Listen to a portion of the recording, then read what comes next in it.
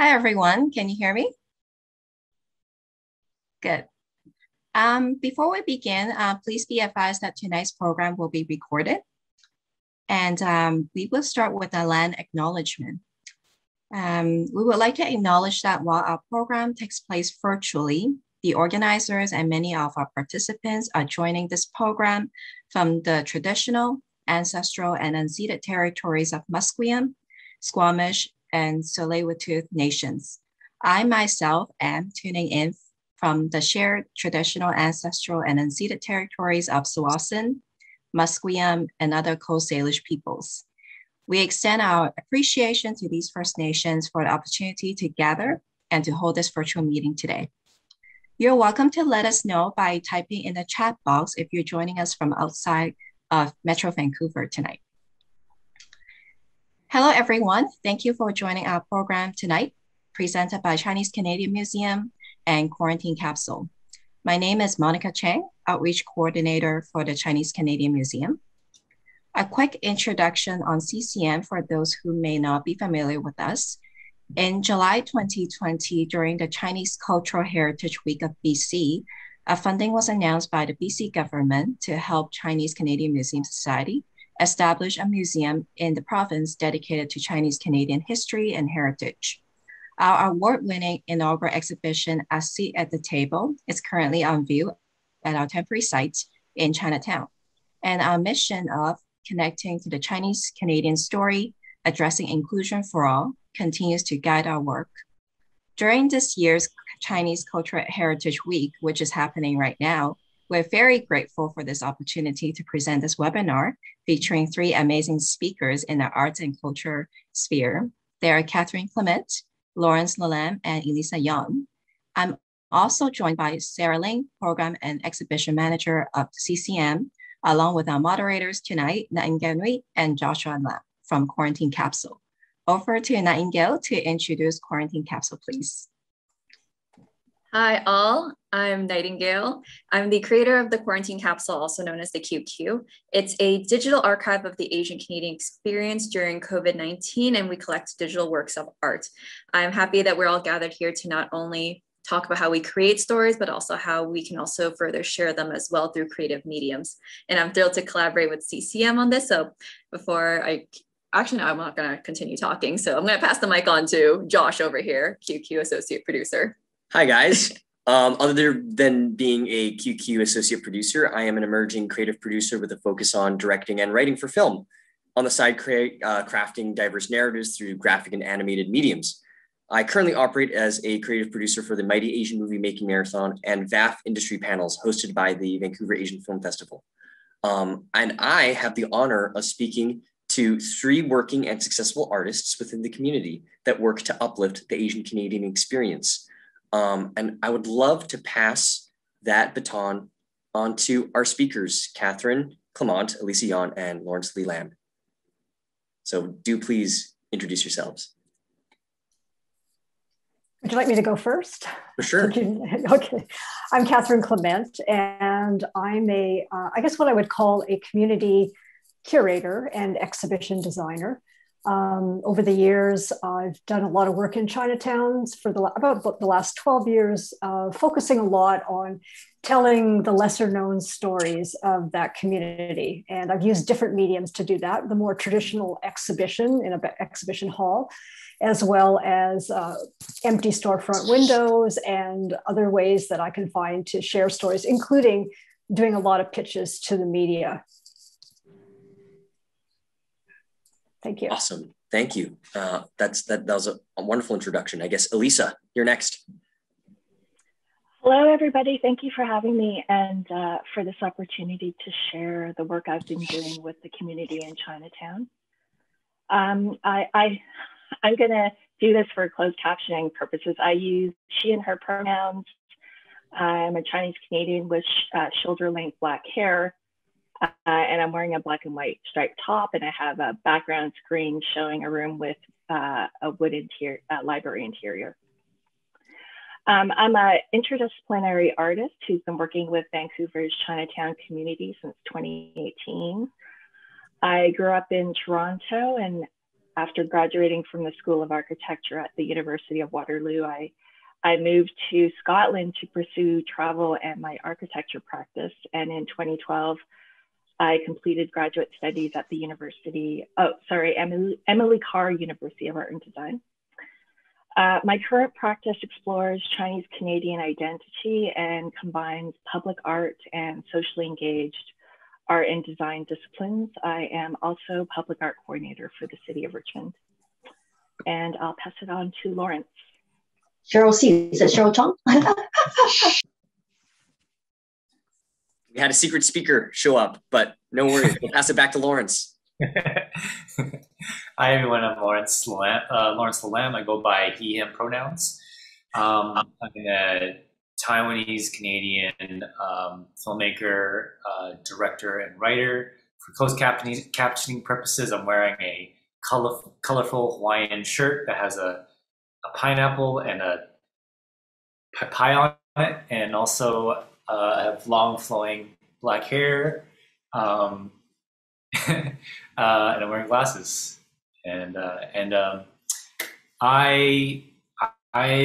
The stories that I like to tell, the films that I like to make, are often music-centric stories that explore an underground world or subculture, often in the Asian diaspora that intersects with another culture. For example, my final thesis film out of Emily Carr's FVIM program, their film video integrated media program, was about my father, who was a Taiwanese rock and roll rebellious radio DJ who broadcasted forbidden rock and roll in Taiwan in the 70s.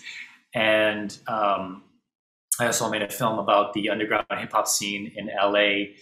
And I'm currently working on, I'm working on my first feature film, which I got for the grant from the Telefilm Talent to Watch micro budget program.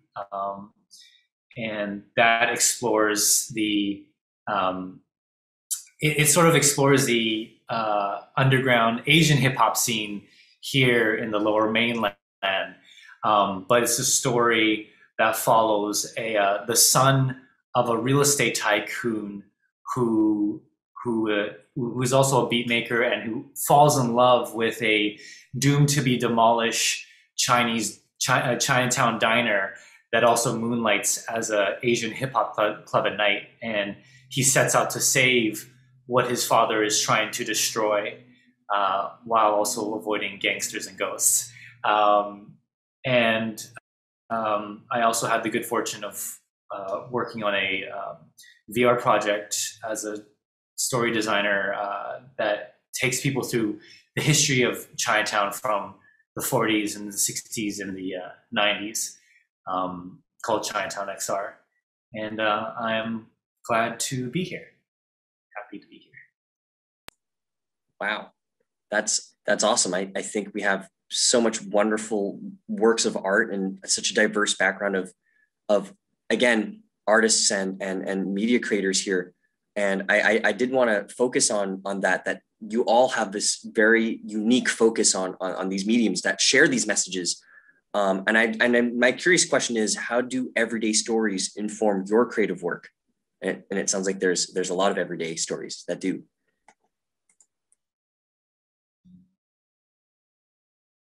Anyone can take the floor. Maybe back to you, Catherine, if you'd like to go first, or Lisa, one of you two. I'll go. I'll go first. So you were asking about the focus on sort of these everyday stories, and I don't know if you can bring up the slides, Monica. They were the first set. I'll start by saying the first thing that I really enjoy the most is I really love talking to old people, and the older the better. And partly why I like to do that is because they have so much material in the book that is their life. And I learn so much. I get to hear about a whole different time period, and a different way of looking at the world. And so I really enjoy spending time with old people. And what happened was a number of years ago, I volunteered for a project that was interviewing the remaining World War II veterans. And I happened to be given someone who was a Chinese Canadian veteran. And it was through that, even though I'm Chinese, I never really learned the story about how Chinese who served in the Second World War weren't citizens, and yet they volunteered to fight. Some of them died. And there's the story of how, when they came back, helped to win a civil rights movement for all Chinese, the repeal of the Exclusion Act, the right to become citizens, the right to vote, had a lot to do with what these guys did. And if you can just rifle through, please, just go to the next slide. So a lot of my first interest started here. And what I learned by talking to these guys, if you go to the next one, please, is that everybody has something interesting. Even the most sort of what we might think of as ordinary person of an ordinary regular life has something interesting about their lives. And don't move off this one for a moment.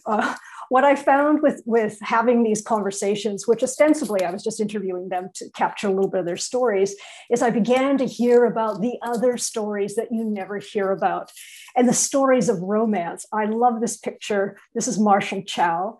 He, here in Vancouver, he was not, no white woman would ever look at him.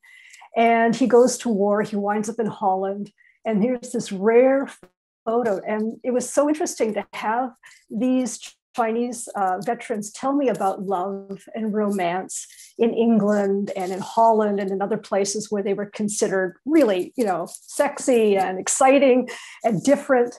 And this is when I began to wake up to all these remarkable stories, and they could tell me about a Chinatown and what it used to be like. And I really enjoyed that and wanted to really honor what they did for all Chinese Canadians, but also tell their stories. If you go to the next one, I can't remember what I put in this deck. So, okay, so I just want to focus on him for one moment. So this is Ronald Lee, very, very handsome guy.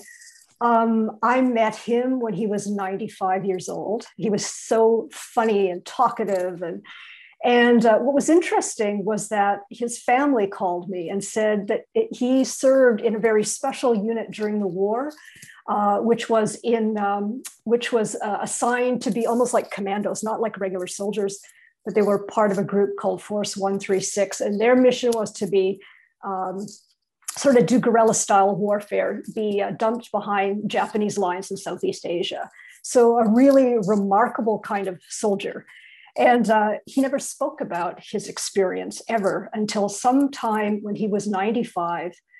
And if you go to the next photo, what happened was his family had found in his wallet, he's 95 years old now, had found in his wallet these photos of the war period that he had kept in moving from wallet to wallet from the time that he was in his early 20s.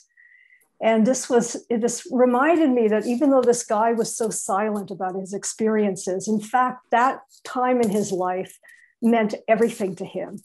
And it was such a privilege that I was there just at the moment when he opened up. I think he realized he didn't have much time left and he wanted to share his experiences, and we got it all down on tape. And it's just really remarkable insight into war right on the ground, living in the jungle, surviving dangerous monkeys and snakes and things like that. So these to me are precious. And I always talk about how stories go extinct eventually. Like if they're not passed along, sooner or later they're gone, and they're gone for good. And I find myself so enriched by these stories. And sometimes I just collect them. And then when I get an opportunity with somebody from the Globe and Mail, I'll tell them the story, hoping that they might pick it up. And they have a much wider audience, of course, or turn it into exhibitions, which is the other thing that I do. But I think what's interesting is that we tend to ignore older people.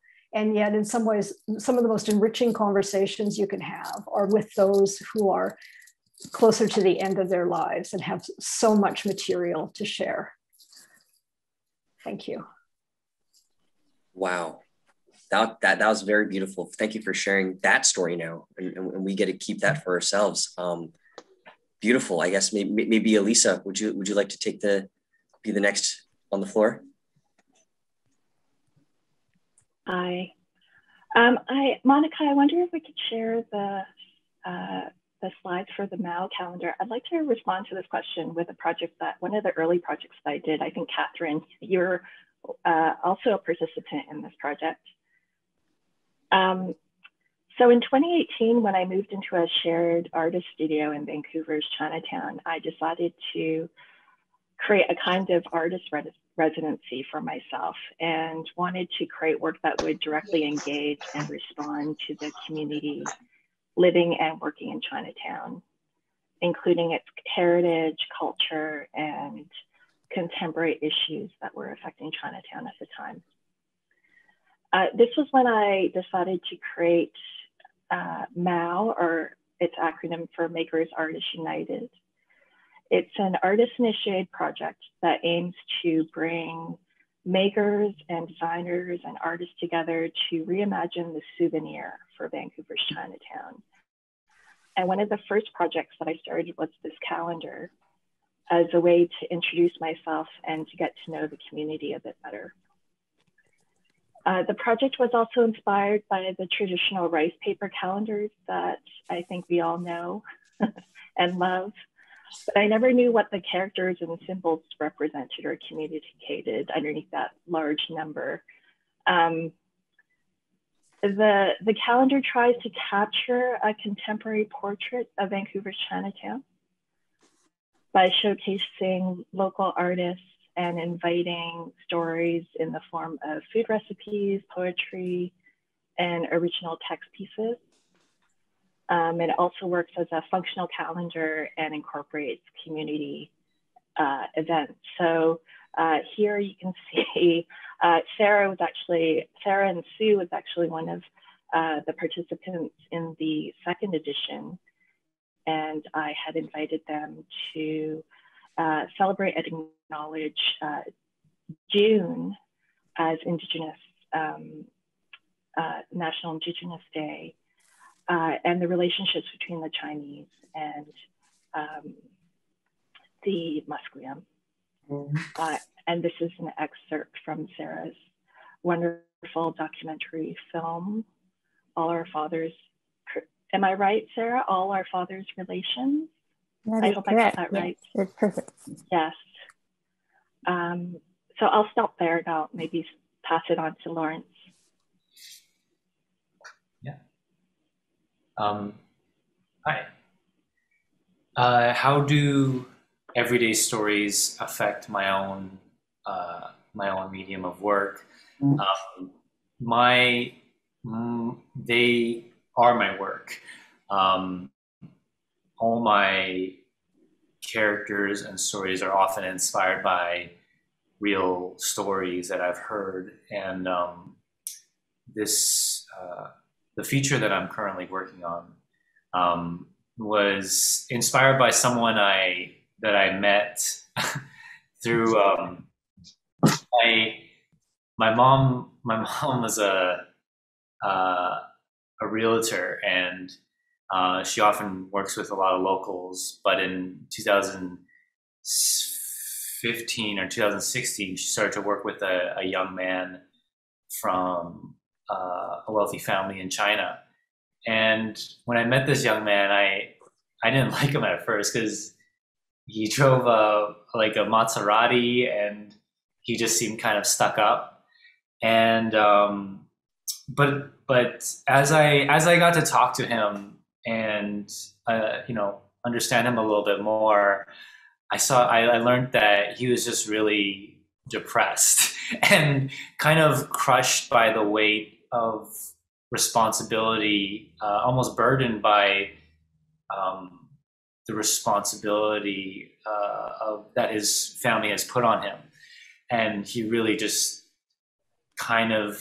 he came here initially to run away from his dad.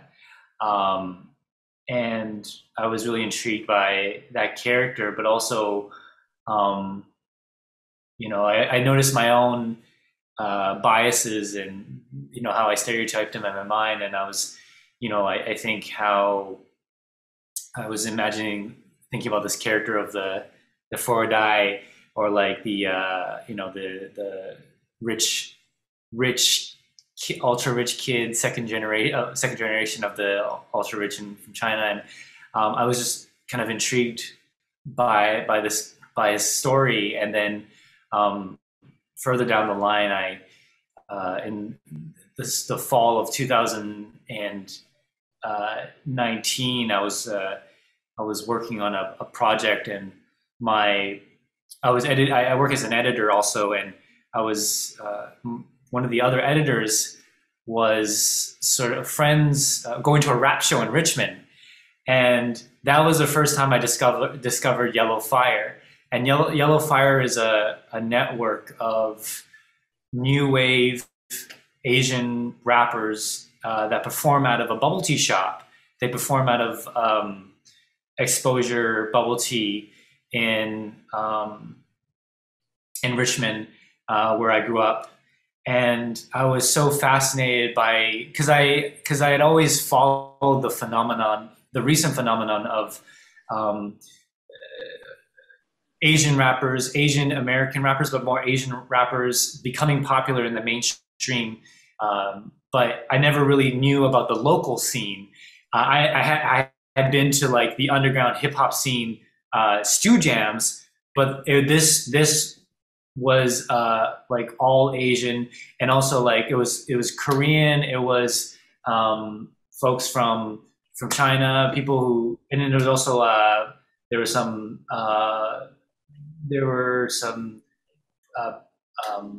South Asian and also Middle Eastern rappers there too. And I was just so excited to discover this world. And I interviewed several folks for research, and also for research for my script. And I met the rapper. He has such an interesting backstory where because he grew up really really poor, and he had a very rough upbringing, and he got involved with the gang, and he dealt drugs, and then he got caught and he went to jail. But he afterwards he kind of, music was his kind of creative outlet, and his way to kind of turn his life around and become a positive influence. And he was, and that like, I found that story so inspiring and fascinating. That character is like one of kind of, his story was the inspiration for like a major character in the script that I'm working on. And yeah, so anyways, I just wanted to share those two stories from and sort of those two pieces of inspiration for the film I'm currently working on. Wow, that's all really interesting, how we're just like basically just inviting people to tell their stories, and then in a way being inspired by it. And what's also really interesting is that there's always so much like Asian Canadian stories available. They're just not accessible, as there's a difference between availability and accessibility. And so I'm seeing that all of you have all done basically your due diligence in like talking to somebody, and then like really grabbing their story, and in a way finding a way to share it and express it. So basically, when you do your due diligence, how heavy does it impact your work or inform the direction of your work? Catherine or Lisa? Whoever would like to go. Whoever's prepared for the answer. You are ready. Well, I'll start again. It's interesting when you talk about due diligence, because the type of work I'm doing is, I wouldn't call myself an artist. I'm just someone who's interested in stories, and I find way to present those stories. But I wouldn't say I'm an artist per se. I love art direction. I love designing it, but it's a little different than what Elisa's doing. But what I find interesting is, so often when people tell me something that's happened, I will often go back and try to verify if that's true, or I'll look through old newspaper clippings and things like that. But, the last few years I have found that sometimes, so there's stories that go extinct and they've disappeared, but then there are stories that get passed down in families, and eventually they become like legends, and they start to shift a bit, and they start to, as everybody passes along the story, to make it an interesting story, they add color to it. And at first I reacted to that thinking, well, that's not accurate. And yet as I go through time, I realize it doesn't really matter. What's equally interesting is how things get passed down in families, and how these stories get modified and enhanced. And I'm so grateful that they're even getting passed down, that I will accept and sometimes tell the story that way, although I'll often couch it by saying that, the belief is that so-and-so, robbed a bank. But we may not know that for sure. But I think that's equally interesting. And with an artist, you can actually play with that a lot more too.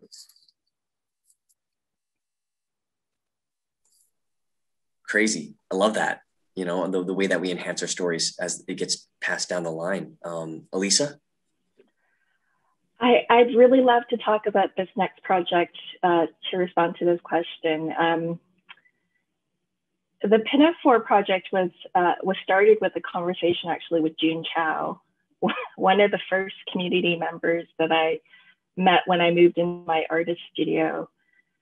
And she's a tireless community advocate and cultural advisor for Chinatown, and I love her to bits. And in a conversation one day that I had with June, she mentioned Nellie Yip Kwong to me and told me the story of this pioneering Caucasian woman who married into the Chinese community in 1900, taught herself multiple Chinese dialects, worked as a midwife and helped deliver 500 babies, and became a translator and conduit for many Chinese to access healthcare and social services. She sounded like, a Wonder Woman. So from this conversation, I was inspired to dig a little deeper and learn more about her. And the idea for the Pinafore project came to me around that time. I approached Jen Hebert, my studio mate at the time, and she's a textile artist. And we developed a design for a pinafore as a symbol of traditional women's labor, whose value is often not acknowledged in history, unfortunately. But before we got too far, we reached out to Starlet Lam, who's the granddaughter of Nellie Yip Kwong, through Jessica Kwan at the Vancouver Heritage Foundation. And Starlet was kind enough to visit our studio and give us the opportunity to present our project to her. And she was very generous with her time. And it was just amazing to listen to her stories about Nellie and how she was just a person like anyone else with vices like everybody else. And then with her blessing on the project, we continued on and screen printed a portrait of Nellie Yip Kwong on the pinafore that we had designed with the help of Yuriko Iga at Blim on Pender Street. And then the prototypes were then exhibited as part of the Eastside Culture Crawl in 2019. And we offered visitors the opportunity to purchase made-to-order pinafores that were customizable and reversible. Each order came with a formal certificate identifying the limited edition number and Nellie Yip Kwong's story. When the pinafores were completed, we invited the individuals who purchased the pinafores to walk with us and participate in the annual Women's March in Vancouver. And it was a way for us to acknowledge and celebrate Nellie Kwong's legacy, share her story, and continue her advocacy work as part of the next generation. And thanks, Sarah, for just going through these slides. That's me and Jen. That was the, I think it was the 2019 or 2020, maybe it was the 2020 Women's Walk in Vancouver. Thanks. I'll pass it off to Lawrence. Hi. I feel that with doing due diligence, hearing this story from the source is the best source of inspiration, but also I think doing due diligence means in when making a film, as a filmmaker making a film about a community, even though I'm Asian, I think it's like Asian is not even though I'm Chinese or even though I'm Taiwanese, it's like we're not a monolith, and there's so many different. The spectrum is so wide about the experience, and I think there's this idea, or like you often hear that it's like. Actually, you know what? I echo the sentiment of Inuit documentary filmmaker Alethea. Her name is Alethea. She was making a comment about the scandal around the inconvenient Indian. And she said something on an episode of Canadaland that I really enjoy. She said that she's Inuit, but just because she's an Indigenous or an Inuit filmmaker, she cannot make a film about, she can make a film about her own experience. But she talked about this sort of storytelling ethic of hearing the story from the source and telling that story as how you heard it. Just because she's Inuit, she can't tell the story of all Inuits, or just because she's Indigenous, she can't tell a story because there's so many different nations.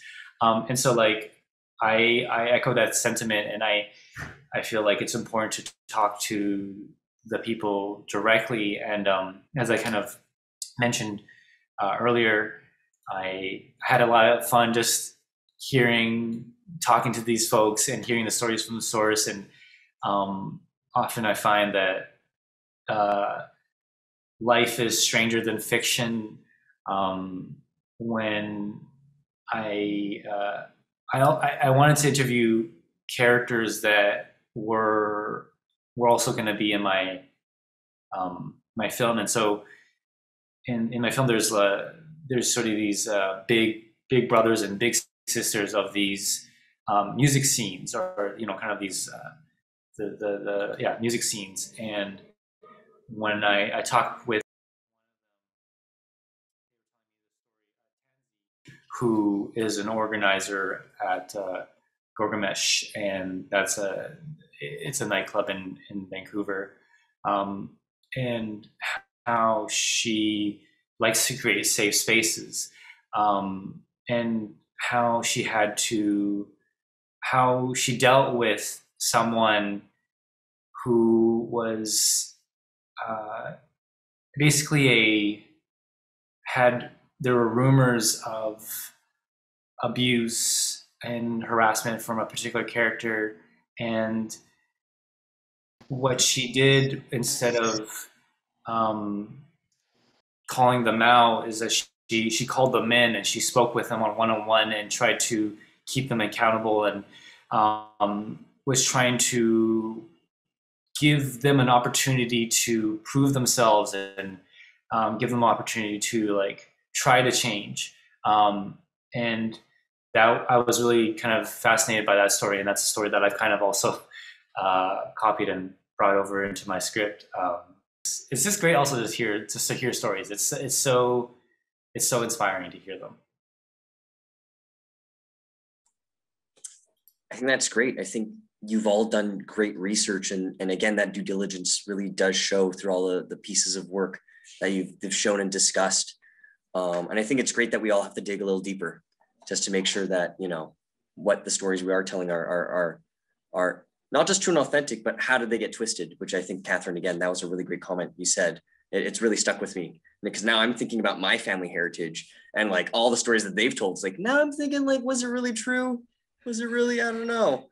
Was the bone broth recipe the exact same bone broth recipe shared down the line? I don't know anymore. But it's really good food for thought now that I really think about it.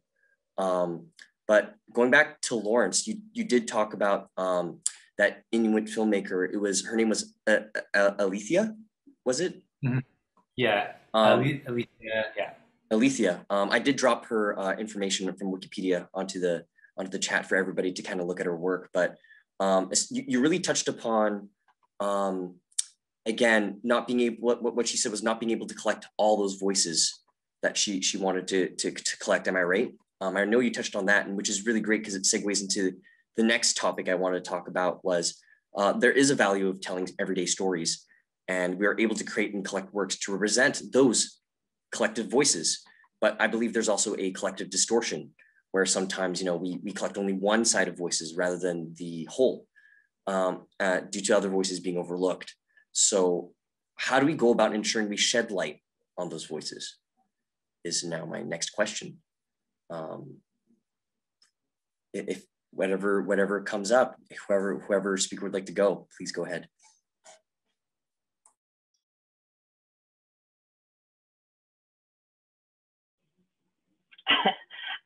I was looking at Catherine, but my connection's unstable right now, so I didn't hear the question. Oh no! Would you like me to repeat that again, Catherine? Unless Elisa wants to answer, I can refrain. Okay. Maybe Elisa, you can go ahead, and maybe that can create the topic again for Catherine. Okay. Yeah. Okay, I'll give it a shot. I kind of think all documented history is to a certain extent informed by a specific viewpoint, and it will include and exclude certain voices and facts. I think it's part and parcel of being a historian or a cultural producer. And it's something that I've been grappling with on a current project that I'm working on. It's called the Sijo Alley Women's Mural Project, a project that aims to celebrate and the contributions and legacies of Chinese Canadian women who have helped shape Vancouver's Chinatown over, I would say, the last 150 years. Catherine, I know that you've done work on this, and I'm looking at your research a lot. The project will include a 120-foot long mural, an interactive website disseminating the stories depicted in the mural, a series of digital stories, and an online educational toolkit. And the online portal and archive that invites visitors to contribute and share the stories of other women whom they wish to celebrate and acknowledge. So I guess even though we recognized early on in the project that we wouldn't be able to depict all of the women or tell all of their stories, what we could do is offer an online space for people to share their own stories, to acknowledge all of the important women in their lives, whose hard work and sacrifices were instrumental in building the political, social, economic foundations of Chinatown, as well as for present generations of Chinese Canadian women who continue the work of their ancestors. Oh, thanks, Sarah. Thanks for sharing the slide deck. I'll stop there if someone else wants to take. That, what you just said, Elisa, reminds me of a project that I just finished that was 10 years, took 10 years of my life, and that was on the photographer Chow. And you know, his work had been thrown out. It's a long story. I think probably a lot of people already know that story fairly well. He was somebody I discovered again through interviewing veterans, and I kept on seeing this beautiful seal in these photographs. And then when I went to look for this fellow's story, there was there was basically nothing on him. There was no archive of his work. And that's just said, and I think I felt deeply sad because I saw so much of his work in private albums, and that set me off on this journey. If you could just move through, just click every few seconds. And in this case, I thought it was a Chinese photographer only. And it turned out that because of the time that he photographed in from 1906 to 1950, he was actually the photographer of choice for most of the early marginalized communities. So Sikh Canadians or South Asians, Black Canadians. I love this photo from the 1930s. Next, please. Mixed race families. This is like 1910, this photo. She's American, he's Chinese here in British Columbia. Next one. More modern. So this is 1940s. Very rare, like mixed race couples would come and get their photographs taken by him. Next, please. As well as many Eastern Europeans too. So Polish, Ukrainians, Russians, you know, they were sort of the bottom of the pecking order, even in the white community. And they would come. And what was interesting, keep going, please. I think there's one more, yeah, is to see the similarities between all these different groups and the way they posed and what they cared about and what they celebrated in photographs.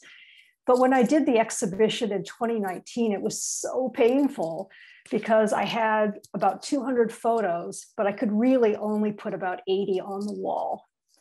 And because of the exhibition, even more came in. So we went from having very few of his photos at all anywhere to we ended up with about 650, which have now been transferred to a major archive, and there'll be an announcement in the fall. But to your point, Lisa, the archive to me that now exists of his work and all these people in every photo had a story. So when people gave me the photo, I would say, you got to tell me something about the people in the photo. And this is where the stories and legends and other things come in. But to me, the real jewel in the crown is this archive, because now his work exists somewhere. All these different kinds of groups and their stories of just really everyday people are going to be in this archive for future generations to be able to study and look at. And if you're Polish Canadian, you can go in, you can see Polish Canadians. And most of these communities have been underrepresented in our archives, all archives at all levels. And this was a City of Vancouver story. So that's where this archive is ending up. And archives are, I think, and this is what I like about Quarantine Capsule too, is that you're archiving kind of an artist's interpretations of a particular period in time. It's the most valuable gift we can give to those who come after us. And this is just one example of that. And it's like Elisa saying, if you can't show it all, then at least being able to collect it and archive it and make that available is the true gift. 100%, I agree with that too. I think that's really beautiful that you highlighted that kind of call to action. I think that's awesome. Lawrence, yeah, to you. It's thanks to the work of Catherine that I think it's one of the responsibilities of artists to, you know, take the work that like Catherine has unearthed, and there's all this gold under here, and we can take that. I want to talk a little bit about Chinatown Xr. It's a project that was a partnership between UBC's Asian Study. I know it's a longer name. It's like Asian Migration or Asian Studies program. Ryu, and also with a company, Hammer and Tong, which does live action and VR work. And I was friends with both of the I guess the owners of Hammer and Tong, and they told me about this project 3 years ago, and it was like 2 or 3 years ago, and I was like, I want to be a part of this project. And our schedules aligned so that it was actually last year in 2020 that I started on it. And it was through that project that I was able to learn about the history of Chinatown.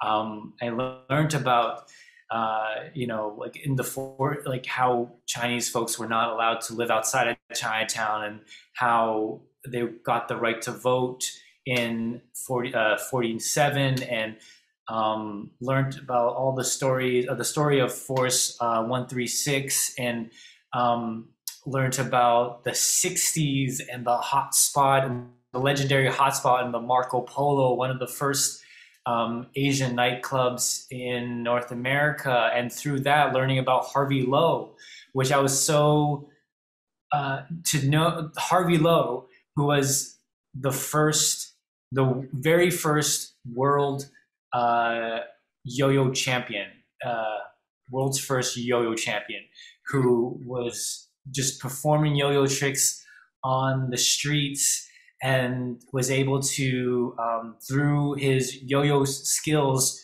go to study in Europe and befriend Laurel and Hardy, and even he was even consulted to teach it was a star for a movie how to smoke opium, even though he didn't really know. He didn't know how to smoke it.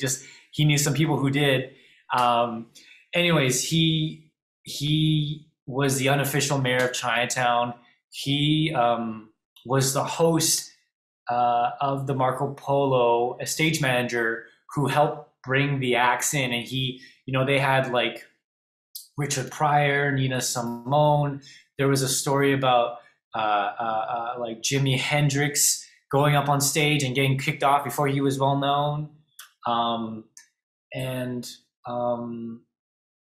I was just so excited to learn about all this history. And so in my own film, I kind of touch upon that history about the legacy of sort of like tastemakers and sort of like the sort of curators of these music spaces. But going back to Chinatown Xr, there were it was Sean Ronan and James Kingston with Hammer and Tong. It was directed by Cindy Ao Yang, and I was just the writer and the story designer. But we had these lead creatives that also lent themselves, who collaborated with us for the different time periods, for like the 40s and the 60s. And it was another filmmaker and a friend of mine, Jenny Lee Gilmore.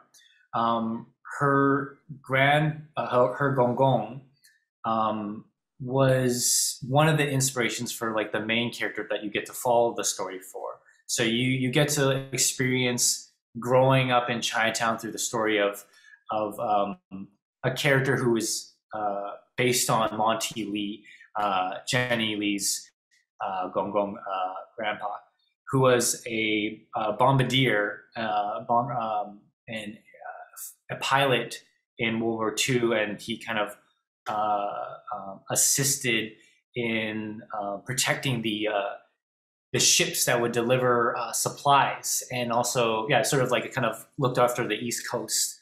But what was really one of my favorite stories that was kind of even more hidden was the fact that not a lot of the parents wanted their sons to go to war, because they were treated like second-class citizens. They didn't have the right to vote, and their sons were like seen as this, precious. Like it's like they didn't want to lose their sons to war, obviously. But the kids, a lot of the sons did believe that this was an opportunity to fight in the war and potentially,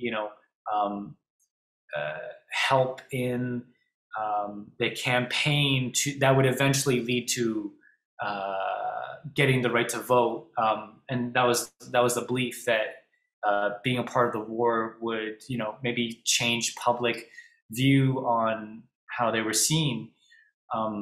But it was just great to dramatize that and imagine the son who wants to go and do what they want, and the father who just, and this was true. Monty Lee's father had built a grocery store up from nothing when he just was selling vegetables out of baskets, and then had their own grocery store. And then their son wanted to go to fight in the war and did not want to continue on the legacy of that business, which was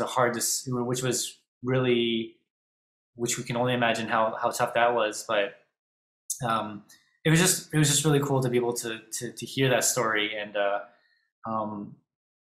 the project Chinatown Xr is under development, and I think hopefully at the end of this year it will be available. But it's something that's still in progress, and folks can look out for it, and hopefully get to experience what it was like to be in Chinatown in the 40s and the 60s and the sort of like 80s, 90s, sort of like the bustling time of Chinatown. So I'm excited for people to get to experience that.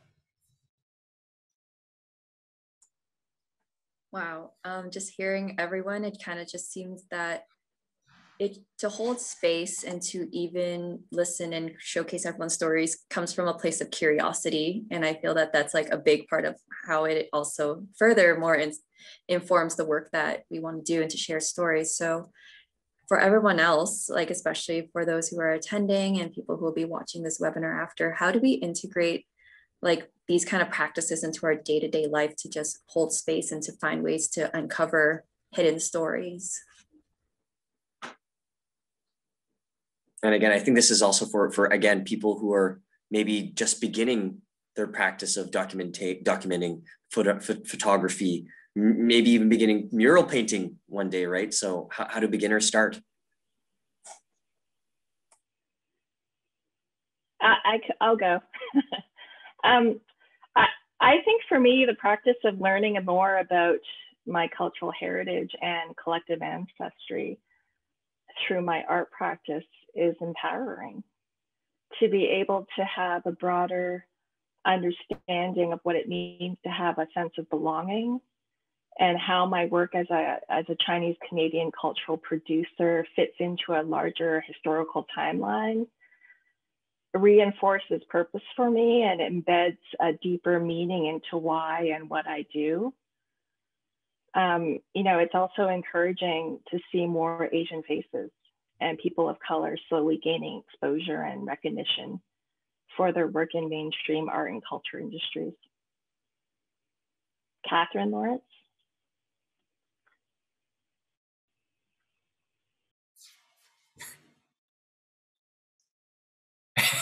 Lawrence, your mic's unmuted, so I think I guess Okay. It's to you now. I think it's important to just share these stories, when we get the chance to. I love telling people about Harvey Lowe, but also in my research, I talked to Carol Lee.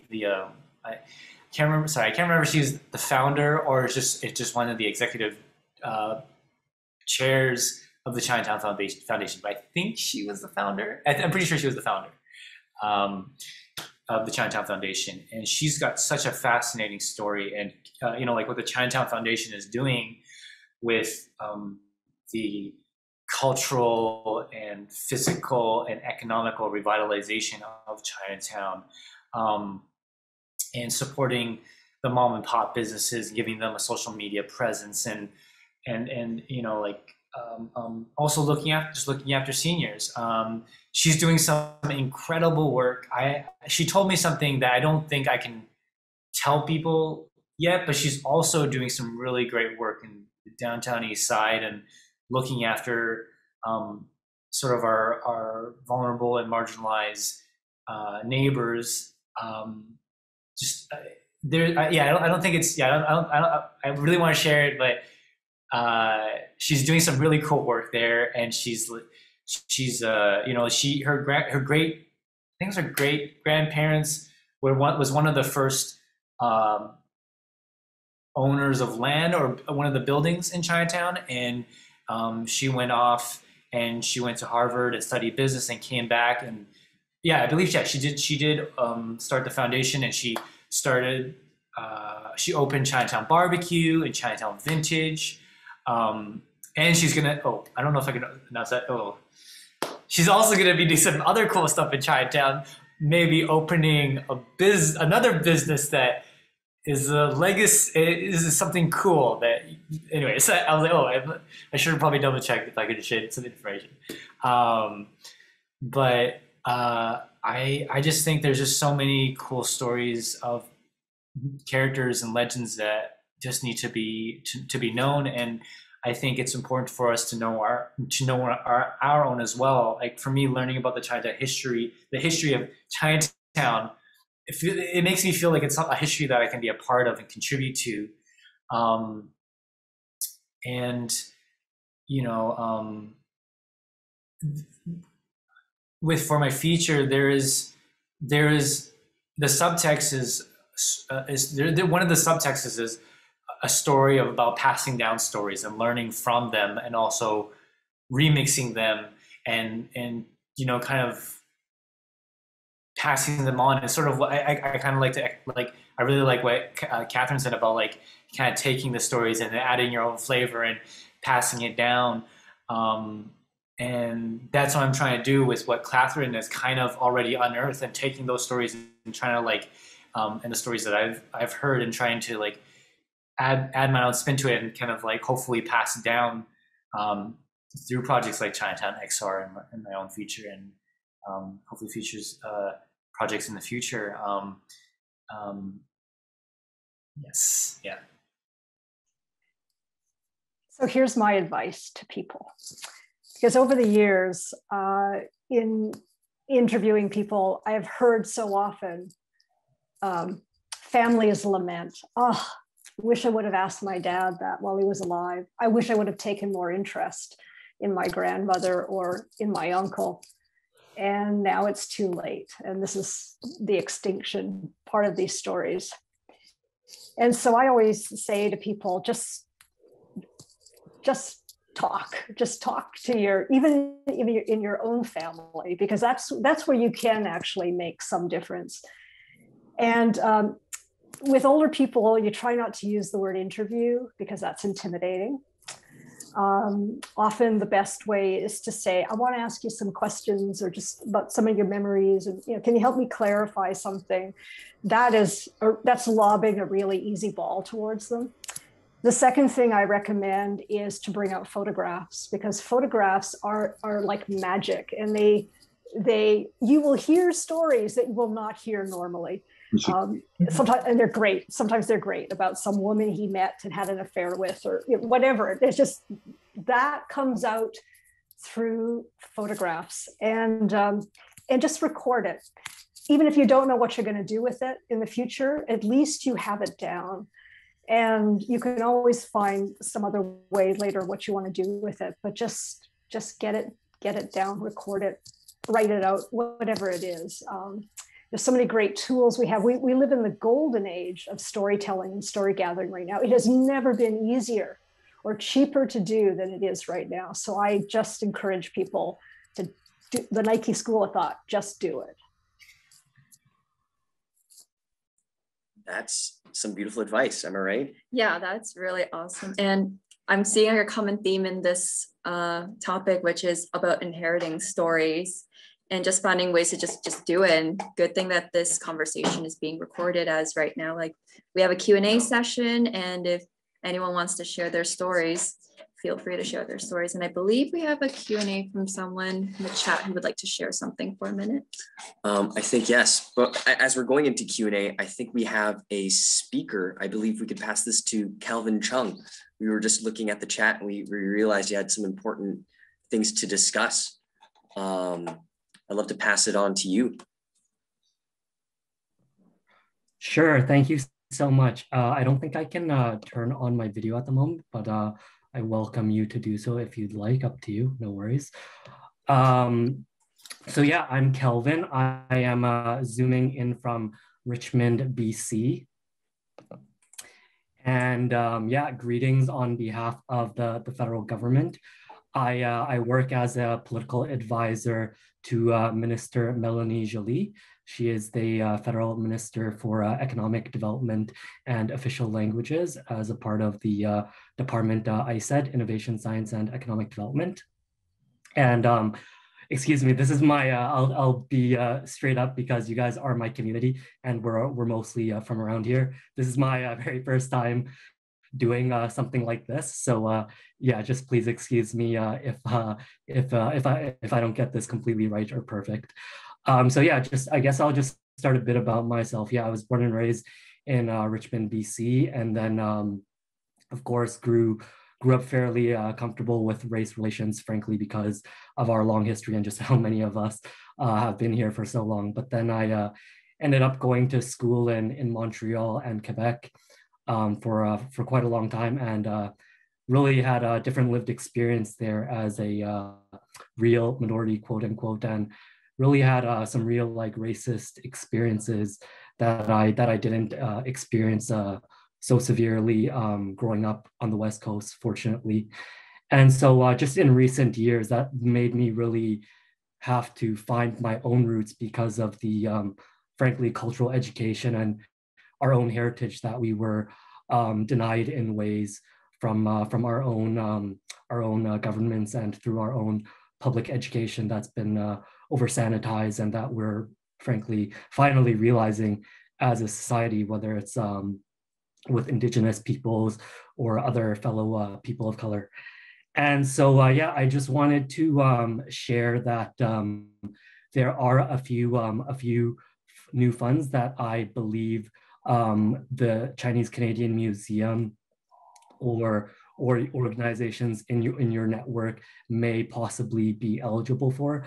I can't give any guarantees, but like I've just gone to Chinatown myself in walks on the ground and just taking a look at what I think could be potentially qualify for, like through our new Canada Community Revitalization Fund, which is quite a broadly designed and defined fund to, as the name suggests, revitalize communities. And so museums can qualify, not-for-profits, really anything that helps communities bring people together, tell stories and such. And yeah, so I encourage you to check out the link that I shared in the chat. Again, it's kind of complicated because I'm in this role where I'm officially an official, but then I'm so passionate about wanting to help out my community. And I hope I don't get this wrong, but like even things that I walked across in Chinatown that I thought could potentially qualify would be like, yeah, a mural that's been defaced, that has paints our history of our early settlers, that is near, I think, the entrance near the gate that I saw from, that's quite prominent. I walked through Shanghai Alley, where there are plaques that are still legible, but I think they could use some revitalization. They have our pioneers on there. It's by that ancient replica of that bell. These are just some ideas, and of course others in the area, and of course your own museum that I noticed. Of course, I've noticed the lack. There is Western alienation is real in our governments at various levels, and I have noticed myself the gap in funding sometimes between federal, provincial, and local. But know that your federal government and this government in particular, and even I would say the PM is a listener, and he does care deeply about these issues and our community, and speaks about his own experiences in Vancouver as a teacher and as an educator. And next, I'll just speak just a few seconds about the Tourism Relief Fund. If you have contacts, I know Chinatown obviously is historically a tourism hub. So if you have contacts in Chinatown, please do link them to the Tourism Relief Fund. That is for, yeah, the whole tourism ecosystem. and contact Western Diversification Canada, which is our economic development agency for Western Canada, if you have any further questions. As well, yeah, my third link there is the Department of Canadian Heritage. And that's actually more not my office. It's really the department that I think has the most funding that's applicable to your kind of cultural work and industry. But the link I shared there has a myriad of links available for you to check out. So I guess my closing point would be that we do acknowledge that, yeah, there has been a historical gap and even presently, but as you can tell by my, I guess, relative, hopefully relatable youth, we are trying to make an effort. And yeah, no, thank you for having me. Catherine, I admire your work and have been viewing it from afar. I visited the Chinese Canadian Museum for the first time a few weeks ago, and it was a delight. Yeah, I have my own pieces of feedback I could give. Maybe we'll send an email or something. But yeah, it's it's about time that these things got set up, and no, I'm very grateful for all of your allyship and work. So thanks for having me, and yeah, please do check out the links. Don't hesitate to get in touch with your government and demand better. That's beautiful. Thank you so much, Kelvin. I think that's a great resource for everybody here, and even for artists who are amongst us in this chat that we haven't gone to talk to. So thanks again for sharing the resource for them and for us and for our panelists here today. Thank you again. Leading into that now, I guess we're now open to a Q&A portion. Just curious on anybody within our group tonight, if you have any questions or anything you'd like to voice to the panelists, now's the time. And as well, you can drop questions in the chat if you're a little afraid to speak up. We can speak on your behalf. Sorry, I just wanted to comment on one thing that Kelvin said. For sure. I just wanted to update on the mural, because I live right beside that, and I was quite bothered by the recent defacement. And it's been being defaced for some time, but my partner and I we posted on social media about that, and the community really responded quickly to it. And that day, I think it was only up for a day, the recent red paint defacement that was very violent. And that evening it got cleaned up. Someone saw the social media posts. They knew someone from, they were kind of like they worked in security, and they knew someone from the graffiti management team in the city, and they reached out and someone cleaned it up. And the Chinatown transformation team said that they are currently communicating with the building owner and the artists to first patch up the broken piece of wall, then redo the mural, and then do another protective coat. So just wanted to update about the mural. But yeah, definitely it's important to keep those looking good. Yes, we need to preserve that for again sharing our history, right? So no, thank you, Lawrence. And I did see that social media post, so I'm really glad you shared that. And again, because the community is so connected, somehow we're able to get everything finished and fixed up for our community. So yes, and again, thank you, Sarah. She did drop another note in the chat that yes, we are available for Q&A. And also, panelists, if you have questions yourselves to ask of in between, we can also go through that as well, because we have a very, very amazing group of people here who have a plethora of projects. Like, I have a lot of questions, but if you guys would like to have an conversation, that's also possible. I'm kind of curious to hear from either Lisa or Catherine if there's like a family legend that you two have.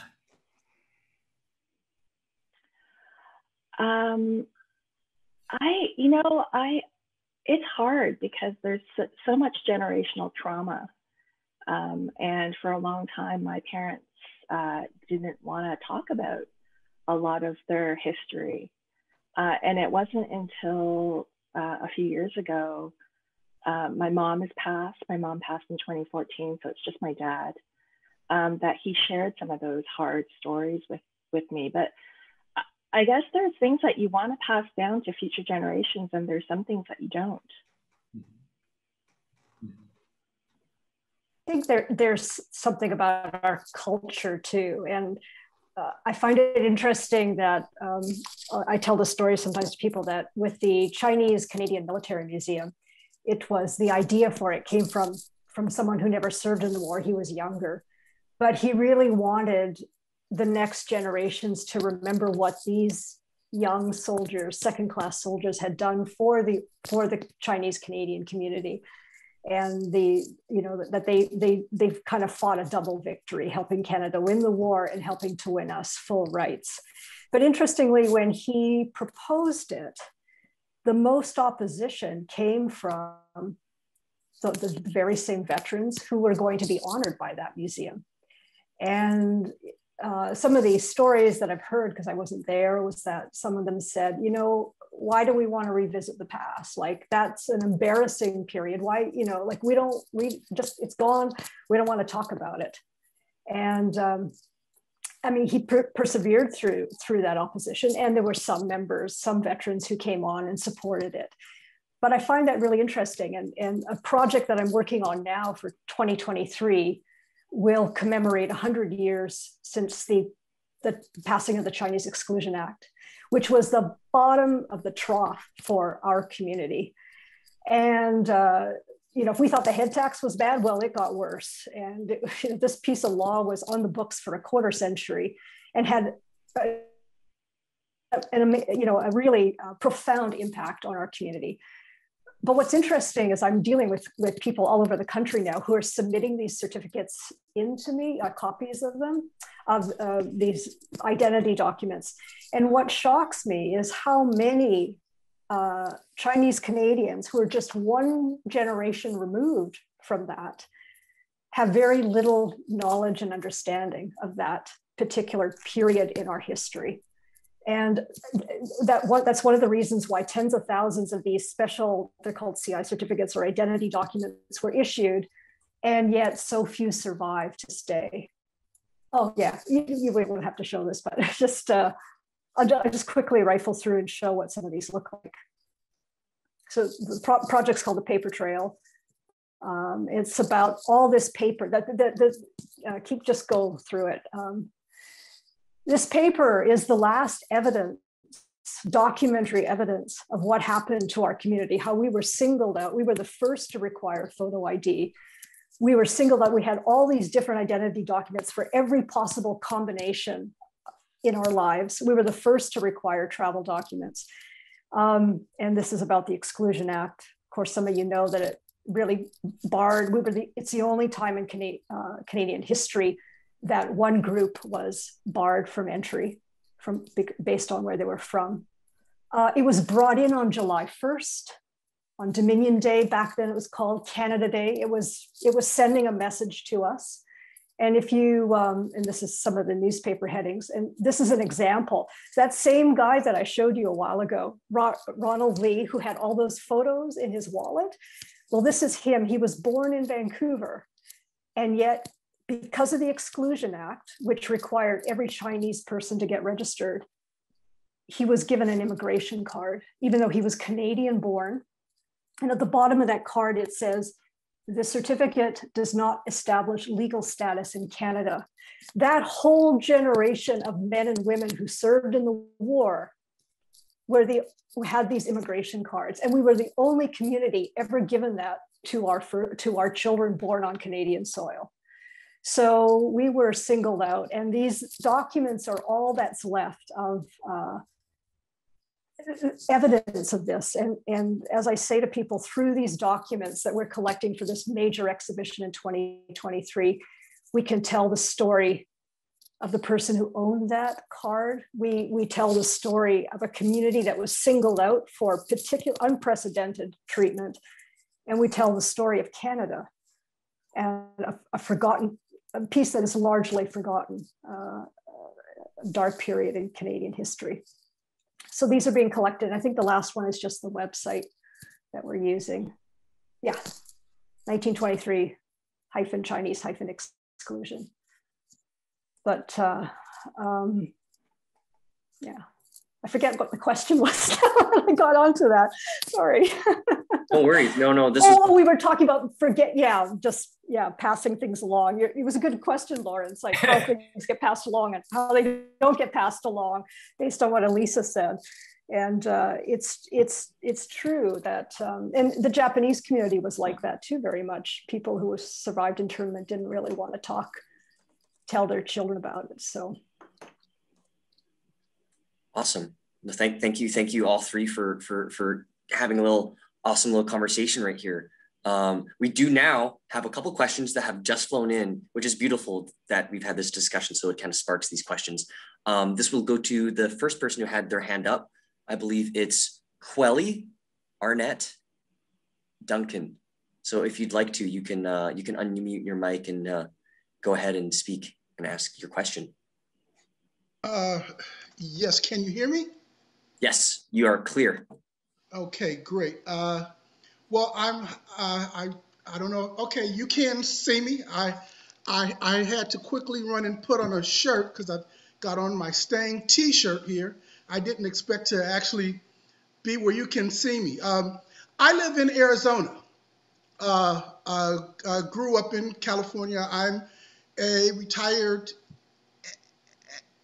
educator, and I'm working on a multicultural history of America, which of course takes me to all parts of the world, because everybody here comes from every place in the world. So one of the questions that I wanted to ask, I've got so many, can you share a story of cross-ethnic, cross-cultural contact and cooperation in Canada? I was fascinated by a photograph taken by a Chinese Canadian of an African American and what I believe is a Caucasian marriage. It's kind of, blew my mind for a second there. Can you talk more about the contact and connection with the multicultural community in Canada? Oh, we could be here all night. And it differs depending on where you are in Canada, of course, depending on where the migration patterns were. So here on the West Coast, of course, we had a large Asian migration. But if you go to Toronto, the migration is very different. You have larger Italian communities, a larger Caribbean, Black Caribbean community. So it's a hard question to answer in the 7 minutes we have left, unfortunately.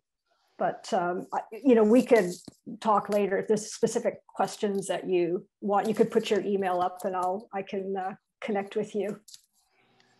I can think of one, just like one quick, like in the Marco Polo, I know that Harvey Lowe brought acts from Hong Kong. Like he would bring in acts from like Asian American performers, but also he would bring like from the U.S. But also you'd bring in folks who were starting to make waves in Asia, and so he brought folks from. I think he brought a lot of folks from Hong Kong in sort of later on, when there was like a wave of I forget what the music was particularly, but I remember hearing about that. I thought that was very cool. Awesome. Clearly, I just touched on it in one of the projects for the Mao calendar. There's Hogan's Alley, which is the early Black community in Vancouver that's very close to Chinatown. And when I tried to dig a little deeper on the relationships that the Chinese and the Black community had way back when, before the Georgia viaduct came in and destroyed that community, I didn't get very far, unfortunately.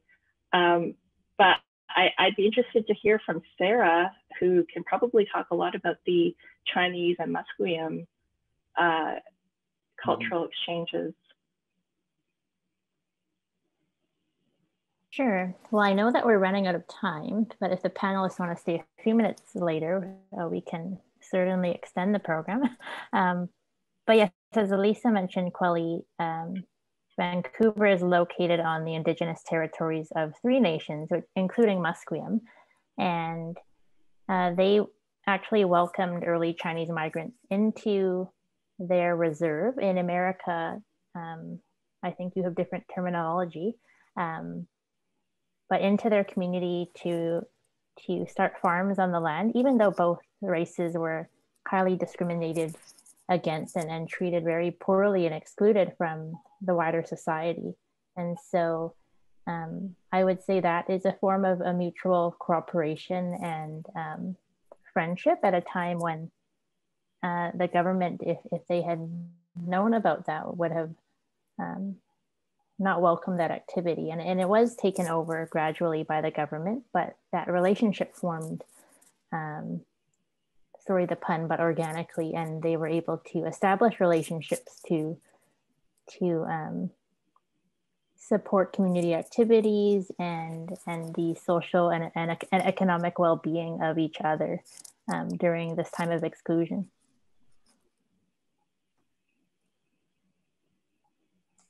Awesome. Thank you, Sarah, for providing that information for Quelly. I think that's really great. I think moving ahead, we do have a couple of questions in the chat, and I do see a hand up. So I'm going to go down in a circle from when they first came up. So I think the first one comes from Terry, and Terry, I guess I'll read this one out for you. So he has a question for Catherine. Catherine, you talked about how stories change over time and how you have come to accept that. I've noticed how stories are changed to suit political agendas. How we reconcile, deal with the fact that stories change over time and acknowledge that, while understanding that stories and narratives are changed, facts altered to suit political agendas? That's a tough question. So, because most of the stories that I'm collecting are just very individual. It's about a family's life and running a business and things like that. And it's true that sometimes a story that could be told at one point in time and nobody thinks twice about it can later on lead to outrage. So because our understanding of what we consider racism, like for example, when those cards were issued, the immigration cards to all the Canadian-born children, the parents just accepted that, right? They got this card in the mail and here their kid is now given an immigration card, and they just filed it and continued on with life. Now we look at it and we're outraged. You try to pull that stunt off today as a government, and you're going to hear about it, right? So most of the time I don't have to confront that for political agendas. The stories are the stories. You can interpret them as you wish or make comments about them, but I try to have them stand on their own as kind of a witness or testimony of another time. Beautiful. Terry, I hope that answered your question. Oh, and we have a message in the chat. I think he said this. Thank you, Catherine. So perfect. I think moving on down the chat, we do have Suzanne Law, and she has a question for everybody. Are there any favorite resources you would recommend when we are researching our cultural heritage?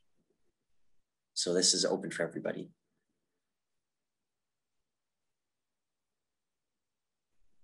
Yep, well, I recently, because I'm into podcasts, I recently found the whole archive of Penderguy Radio, the radio station that was started. Was it in the 1970s, Penderguy Radio? The City of Vancouver Archives has the whole archive of all of their shows. And it's such a joy to just have that on in the background and just have it on and just to listen to all the great people that were on the shows over the years. Was that started by Jim Wong Chu? That's right. Yeah. Jim Wong Chu, one of the spearheads for Asian Canadian novelists writers and writer of, oh, can't see it. It's not, anyways, it's called Chinatown. Oh, you can't see it. It's self-censorship. Oh, yeah, there you go. Chinatown Ghosts.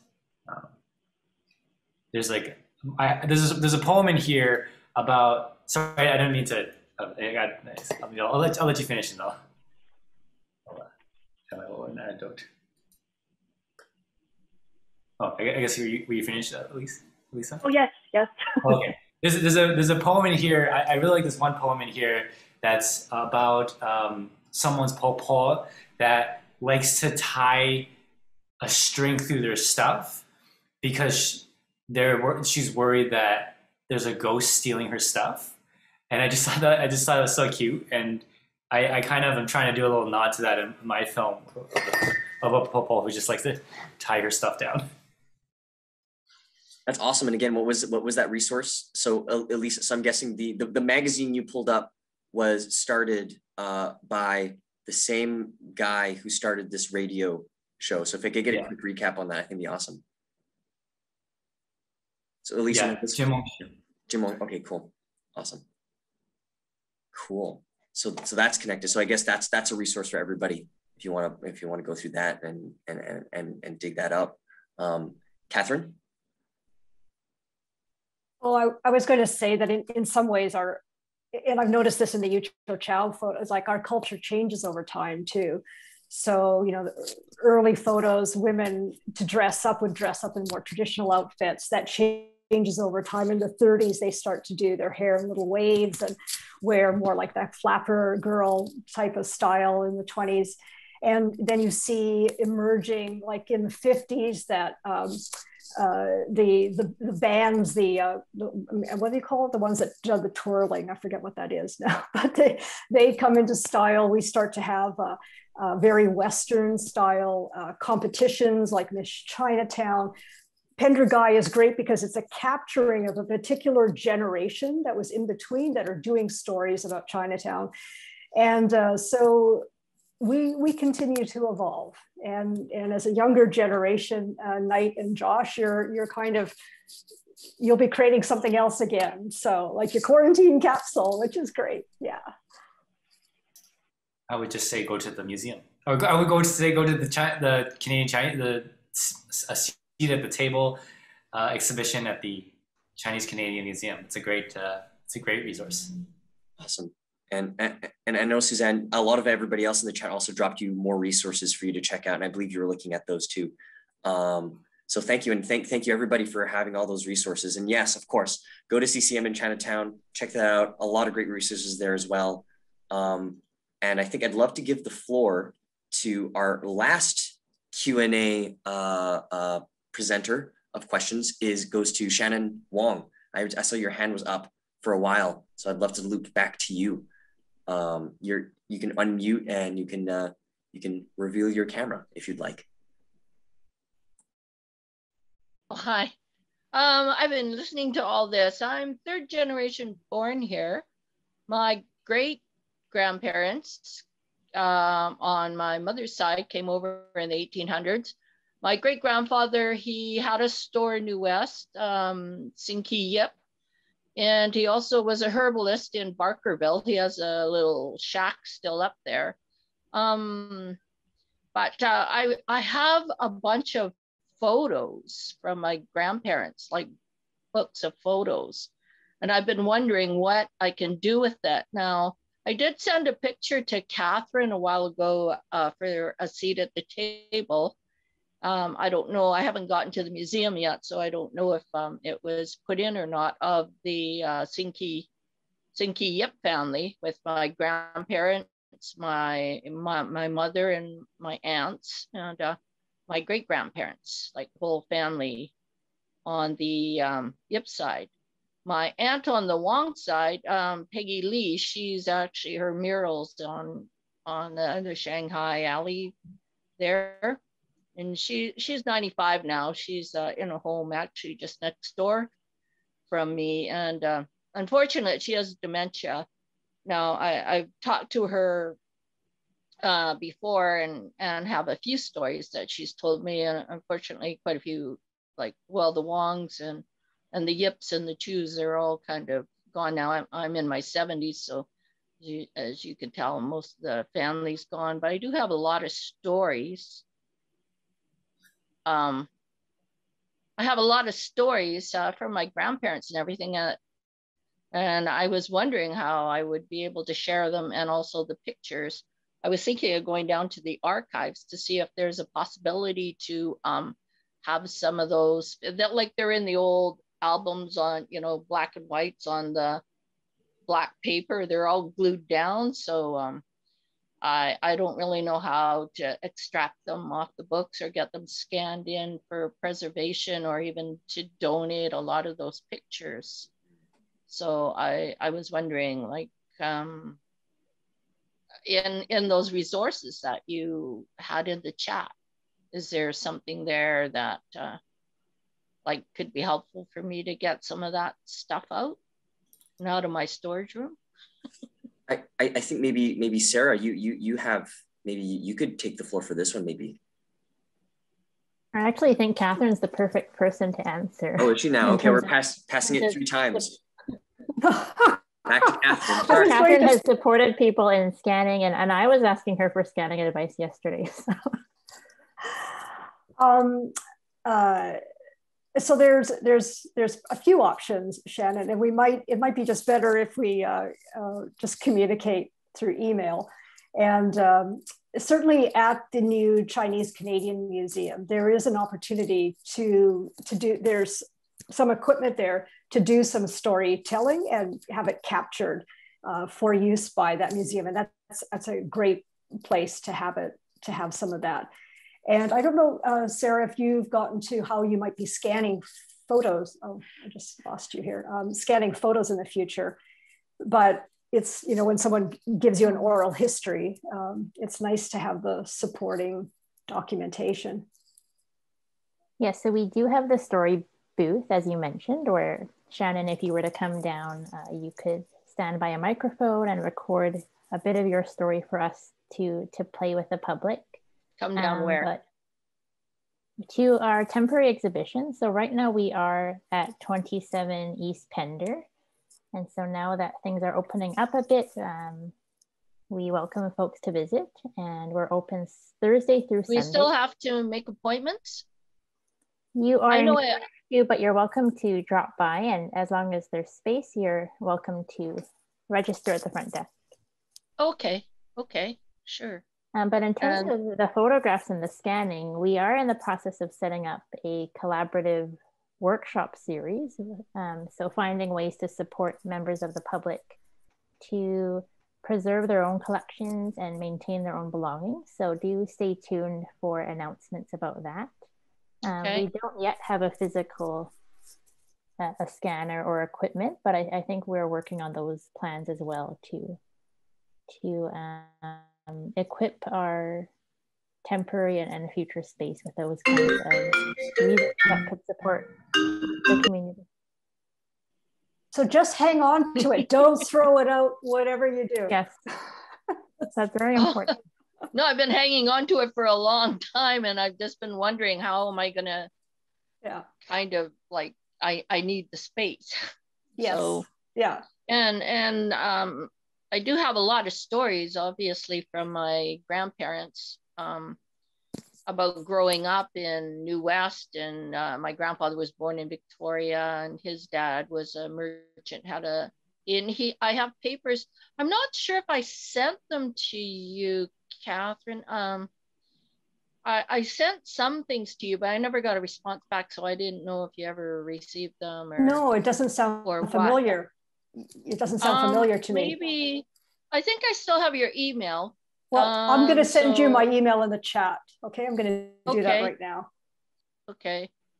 And yeah, like, I have some papers because Chu Lai, he used to have to cross the border to the US to, I guess, pick up supplies or whatever, because he was a merchant. And I have a bunch of kind of papers. They're like old. I don't know.